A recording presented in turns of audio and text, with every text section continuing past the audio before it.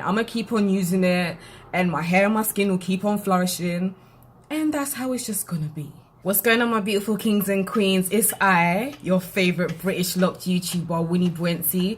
I hope you are all doing well, just like I am. If you haven't subscribed to this channel already, please do so now. What are you waiting for? To my old subscribers, hello, and to new ones, welcome. As I said, don't forget to subscribe. I just want to say before I continue with this video, there is a chance that you are going to hear noises in the background because there is some work going on around my house, and that's something that I cannot avoid, so I do apologize about that in advance. I just want to start off by addressing some of the comments that I received for the Dr. Bronner video that I did.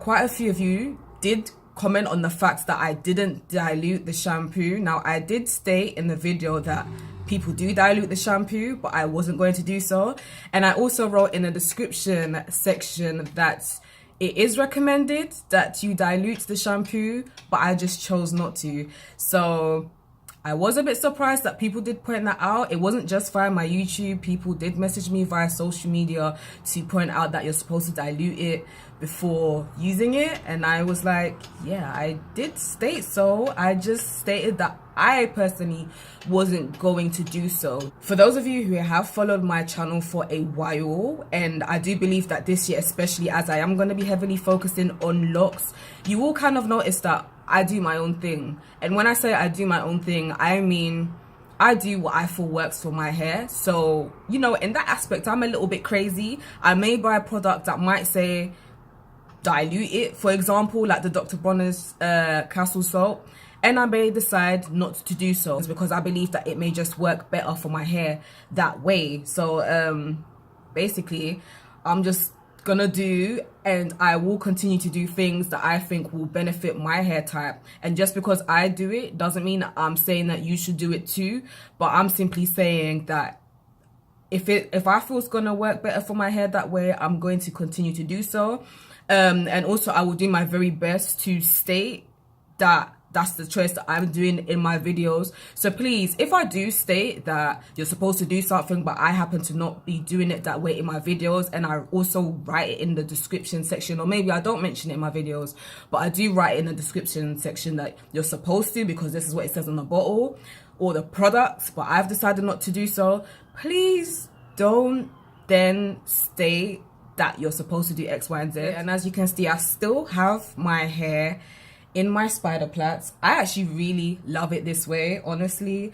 I think it looks hella cute, and obviously like when I've done my little eyeshadow and I've added some color, I just think it looks fantastic. So I think I'm probably gonna end up keeping it in for about 3-4 weeks, and maybe like for a week or week and a half I'm just gonna take it out and wear it wavy. I believe my hair is looking healthy. It's got a nice shine to it, even though it is in plaits. I do make sure that I keep it moisturized, be using my usual coconut oil and rose water. I will be doing a video, I have previously done a video before on how I do moisturize my locks, but I'll be doing an updated version of that very soon. So having your hair in a protective styling is no excuse to not keep it moisturized in my books, especially if you're trying to grow healthy, long, thick hair. Basically, you always need to do whatever you can to keep everything popping from the outside, and also you need to be eating good from the inside too, as well as drinking your waters, your herbal teas, etc, etc. Now this video, a secret tip for growing healthy locks. I'm gonna share with you this one tip that I feel that is rarely discussed. Like, don't get twisted, I read blogs, I do watch other natural hair YouTubers, and I feel like this tip that I'm about to share with you is a tip that I don't believe I've seen anyone mention just yet, but even if they have, I don't care. I'm gonna mention it anyway because it's a fact. So if you want to know what this tip is, then stick around. Basically, if you're watching this video, you obviously want to know what it is that you have to do in order to grow either healthy hair or healthy locks. It's so simple, and you might not even believe it because it's just so simple, but you need to just find out what works for you and then stick to it, Literally, that's it. Now you're probably thinking, oh, like, is that it? Like, is that not common sense? Is that not basic? Yada yada. Yeah, I guess you could say that it is common sense, but let's be for real. How many of us, when we started our journey we need to find what works for us and just stick to it? Or was it a case of you kind of listened to what everybody else said and kind of did what everybody did, even though maybe your hair was telling you otherwise? One of the major things I've learned along my lock journey is this: things that may work for somebody else may not work for you, and things that may work for you may not work for somebody else. What I mean by that is, let's be for real, YouTube, for example, this very YouTube platform that I've got my video on, there are also other locked YouTubers. Other locked YouTubers will give you other advice. Other locked YouTubers will tell you about products that is fantastic and works well and will do wonders for your hair. However, you may try it and that may not be the case. Same ways, I can make a video and I could be, talking about how fantastic, let's say, coconut oil is. But I often see on social media, coconut oil get slandered continuously. And that's just how it is. So for example, if you are somebody who is just starting their lock journey, by all means, the fact that you're reading blogs, the fact that you're watching my YouTube channel, the fact that you're watching other YouTubers who have locks and you're taking on board what they're saying in regards to what works and what doesn't work is fantastic. What you're doing is key. That is exactly what I did, and I tried so many products that I saw recommended on blogs, I saw recommended by other YouTubers, but obviously when I tried it, it just so happens that it didn't work for me. However, when I did manage to find what works well for me, which for example is coconut oil, I've literally just stuck to it, and that's it. Once you find out what works well for you, stick to it.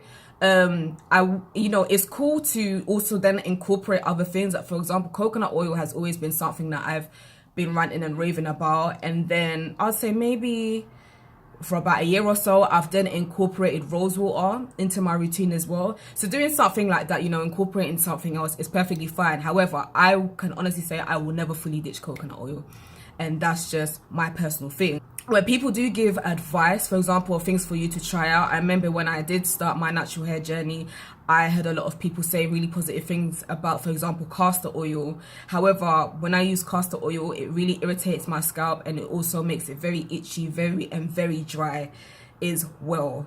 So just because it didn't work well for me, it doesn't mean that whoever recommended that I should use it is lying.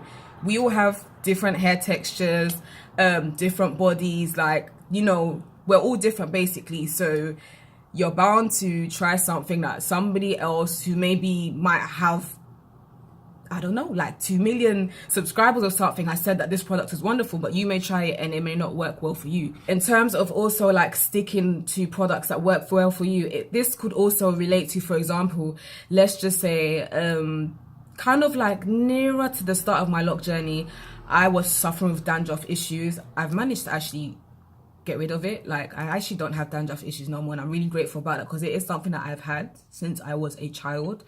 But a lot of natural hair bloggers or YouTubers or whatever always used to say for dandruff, tea tree or peppermint oil is very good, and I used those products and it was absolutely horrendous. And in general, any product that contains tea tree for some reason really irritates my scalp to the point where my scalp will end up having burnt scabs. It will just be sore all over. By all means, take on board other people's recommendations. By all means, give it a try. But if it doesn't work well for you, it's not the end of the world. Keep on trying other products. Don't try too many products at the same time, because you will risk irritating your scalp. You will risk causing build up in your locks, and then your locks will just start to be smelly, look dirty, or be very heavy.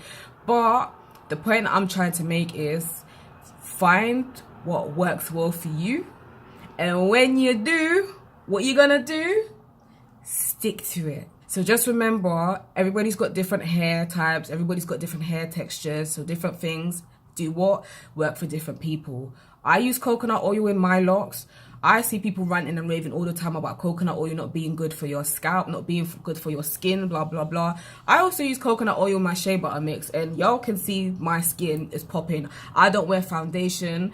Like, the only makeup that I wear is literally eye makeup and lip, and coconut oil alongside my shea butter mix works wonderfully for me. And because it works well for me, I really couldn't give a toss what other people have got to say about coconut oil. It's something that I'm going to stick to. And just because whatever you use happens to work well for you, and other people are ranting and raving that it doesn't work for them, it doesn't mean that you should stop using it, or you should feel some type of way about being vocal that it works well for you. Y'all know my mouth already. I'm very opinionated. I'm very vocal. So when I do see people saying, you shouldn't use coconut oil because it does, and after reading X, Y, and Z, like, it's not healthy for your skin and stuff, I'm like, okay, cool. You know, you've read it. Maybe the facts are there. Maybe it was somebody's opinion that coconut oil is not well. However, it works fantastically well for me. So you can keep on talking about how it shouldn't be used and stuff, and I'm gonna keep on using it, and my hair and my skin will keep on flourishing, and that's how it's just gonna be. So that's that one simple tip.